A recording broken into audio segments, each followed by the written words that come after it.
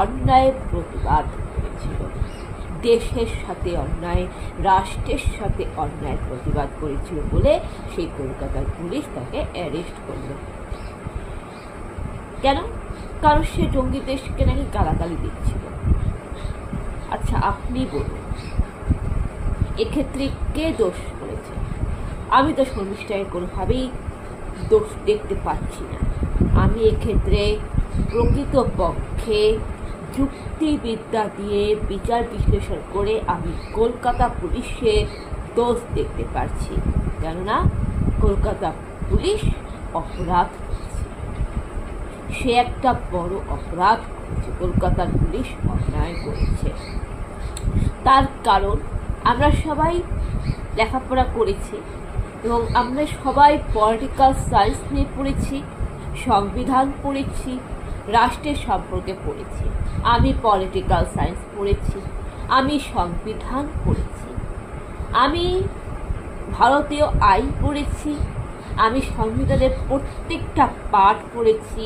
আমি আর্টিকেল 1 থেকে শুরু করে আর্টিকেল 49, আর্টিকেল 356 ধারা, 356 রাষ্ট্রপতি শাসন সম্পর্কেও আমি পড়াশোনা করেছি। এমনকি আমি নাগরিকের বাক স্বাধীনতা, মৌলিক অধিকার, যেটা সংবিধানের 19 নম্বর ধারা থেকে শুরু করে 22 নম্বর ধারা, ধর্মীয় স্বাধীনতা যেখানে 24 নম্বর ধারা থেকে শুরু করে 26 নম্বর ধারা, আমি A to Z সব পড়েছি। এবং আইপিসি ধারা, ভারতীয় দণ্ডবিধি, কোন অপরাধের শাস্তি হলে কোন ধারায় মামলা রুজু হয়, এবং তোমার আইপিসি ধারা, এবং তোমার বলতে গেলে এই যে রাজ্যে যে ধর্ষণ হচ্ছে, সেই ধর্ষণে যে অভিযুক্তদের বিরুদ্ধে যে 498 এবং বধূ নির্যাতনে 498 এবং তোমার 30 থেকে শুরু করে মানে 326 থেকে শুরু করে মানে 326 ধারা আইপিসি থেকে শুরু করে 500 নম্বর ধারা যে হ্যারাসমেন্ট, মানহানির মামলা, এইগুলি যে ধারাগুলি আমরা রাষ্ট্রবিজ্ঞান বই পড়েছি। রাষ্ট্রবিজ্ঞান বইয়ে অনেকগুলি সিলেবাস থাকে, যেখানে আন্তর্জাতিকতা, গণতান্ত্রিক, রাষ্ট্রবৃন্দ, ন্যাশনালিজম, জাতীয়তাবাদ, এইগুলো সম্পর্কে আমরা অনেক কিছু পড়েছি। এমনকি ফিলোজফিও পড়েছি, যুক্তিবিদ্যা পড়েছি, জেনারেল নলেজ পড়েছি। এখন তো বর্তমানে বিভিন্ন রকম চাকরির পরীক্ষা দিতে যেতে হচ্ছে, সেখানে তো ইতিহাস, বিজ্ঞান, ভূগোল থেকে শুরু করে রাষ্ট্রবিজ্ঞান, আইন কানুন সব নিয়েই তো মানে জড়া খিচুড়ির মতন বই নিয়ে তো চাকরির পরীক্ষা দিতে হয়। সেটা পিএসসি বলুন, ক্লার্কশিপ বলুন, রেলের পরীক্ষা দিতে যাওয়াতেও সেটাতেও বলুন।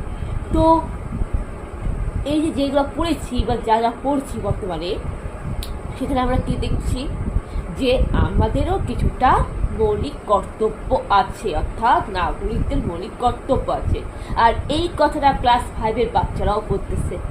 যে কোনো আপনি বাংলার বই পড়ুন, আপনি কবিতা বই পড়ুন, আপনি কোনো গল্পের বই পড়ুন, বইটা খুলবেন, বইটার প্রথম পেজটা যেটা ফ্রন্ট পেজ যেটা যাকে বলে, ওই পেজটাকে উল্টাবেন, দেখবেন ওখানে লেখা আছে না রাষ্ট্রের ভারতীয় প্রস্তাবনা, তার নিচে দেখবেন ভারতের নাগরিকের মৌলিক কর্তব্য লেখা আছে।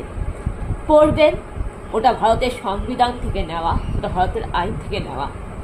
তো ভারত মায়ের প্রকৃত সন্তান তারাই ভারতের প্রকৃত নাগরিক, যার ভারতের সংবিধান পালন করে, ভারতের সংবিধান মেনে চলে, ভারতীয় সংবিধানের পক্ষে থাকে এবং ভারতীয় সংবিধানকে রেসপেক্ট করে। আর সেই ভারতীয় সংবিধানে বলা আছে নাগরিকের মৌলিক কর্তব্য। 1 নম্বর মৌলিক কর্তব্য হচ্ছে ভারতের সংবিধান মেনে চলা, পালন করা, ভারতীয় সংবিধানকে রক্ষা করা, রাষ্ট্রের পক্ষে থাকা। অর্থাৎ তোমার জন্মভূমি যদি ভারতবর্ষ হয়, তোমার পিতৃভূমি যদি ভারতবর্ষ হয়, তা তুমি ভারতবর্ষের পক্ষে থাকবে, ভারত মায়ের পক্ষে থাকবে এবং ভারতবর্ষের জন্য ভাববে, সৎচিন্তা করবে, আর্মি সেনা জওয়ানদের জন্য প্রার্থনা করবে।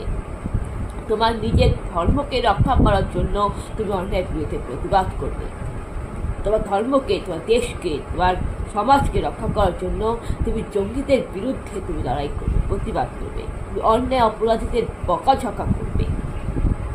এমন কি এটাও লেখা আছে যে তুমি রাষ্ট্রের পক্ষে থাকবে, রাষ্ট্রের পক্ষে থাকবে, রাষ্ট্রের অনুষ্ঠানকে সাপোর্ট করবে, দেশের জাতীয় পতাকাকে সম্মান করবে, মানবতা কিন্তু অন্যায়ের সাথে আফসোস করবে না, অন্যায়কে সমর্থন করবে না, অন্যায়কে অ্যাভয়েড করবে, প্রতিবাদ করবে। আর এটা ভারতীয় সংবিধানে লেখা আছে। আর সেই সংবিধানে নাগরিকের মৌলিক অধিকার, অর্থাৎ প্রত্যেকটা নাগরিকদের নিজস্ব পার্সোনাল ফ্রিডম, ব্যক্তিগত স্বাধীনতা, গণতান্ত্রিক অধিকার, গণতন্ত্রের স্বাধীনতা রয়েছে, যেটা 19 নম্বর ধারা থেকে শুরু করে 22 নম্বর ধারা আর্টিকেলে বলে নাগরিকের বাক স্বাধীনতা, নাগরিকের মতামত প্রকাশের অধিকার। একটা নাগরিক চাইলেই দেশের সাথে অন্যায় হওয়া বিরুদ্ধে প্রতিবাদ করতে পারে। একটা নাগরিক চাইলে বিদেশি জঙ্গি, বহিরাগত শত্রু জঙ্গিদের বিরুদ্ধে আওয়াজ তুলতে পারে। একটা নাগরিক চাইলে অপরাধীদের বিরুদ্ধে, বিদেশি শত্রু বহিরাগত জঙ্গিদের বিরুদ্ধে গালাগালি দিতে পারে, নিজের ভারত মাকে বাঁচানোর জন্য, নিজের ভারতের পক্ষে।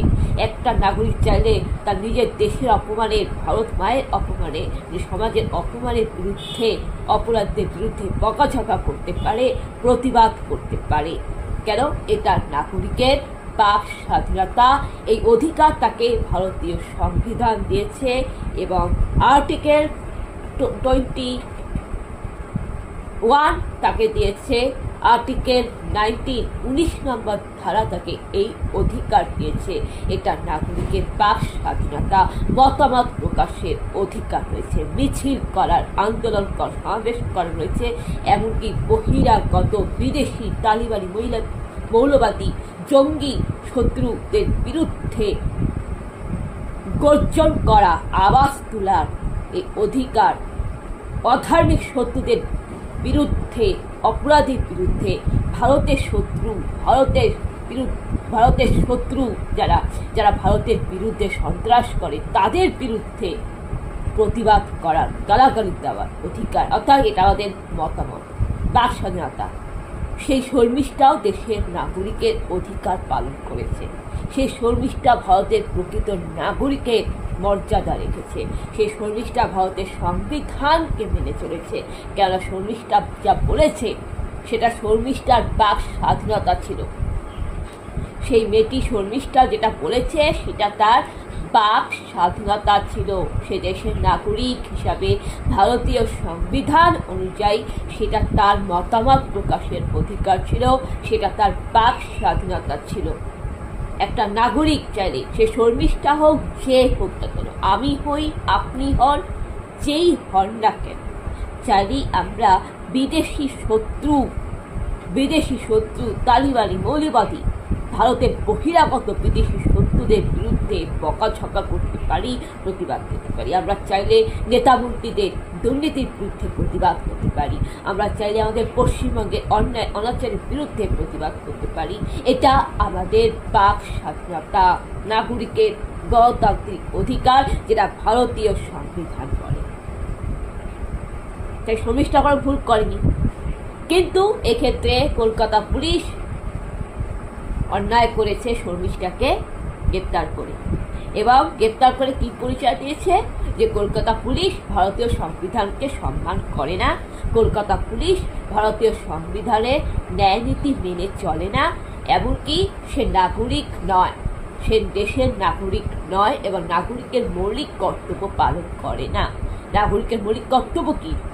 1 নম্বর কর্তব্য তো ভারতের সংবিধান মেনে চলা, ভারতীয় সংবিধান